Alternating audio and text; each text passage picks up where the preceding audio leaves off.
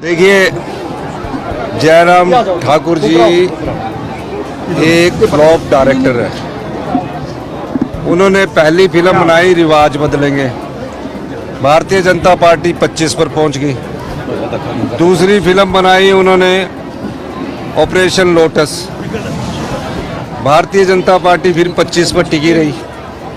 तीसरी फिल्म बनाई उन्होंने कंगना मंडी के अंगना, अब उसकी शूटिंग की डेट उन्होंने फिक्स की हुई है। बेचारी हर जगह जा रहे हैं और हमारे को बोल रहे हैं कि फिल्म फिर 15 महीने में हमारी फिल्म ब्लॉकबस्टर हुई है।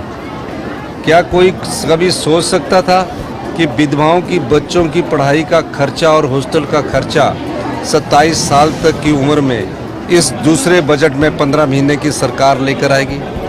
क्या कभी कोई सोच सकता था जिन बच्चों की माता नहीं है, पिता नहीं है, उन बच्चों की पालन पोषण का खर्चा कानून के द्वारा 27 साल तक सरकार लेके आ रहेगी? क्या कभी कोई सोच सकता था जो भारतीय जनता पार्टी कहती थी कि 1500 रुपया पेंशन कब मिलेगी, जब हमने 18 साल से ऊपर की महिला को 1500 रुपया हर महीने पेंशन देने की बात की और साल का 18,000 रुपया देने की बात की, जब तक उसके शरीर में अंतिम सांस बचा है, तो अब उस पेंशन को रुकवाने चले गए।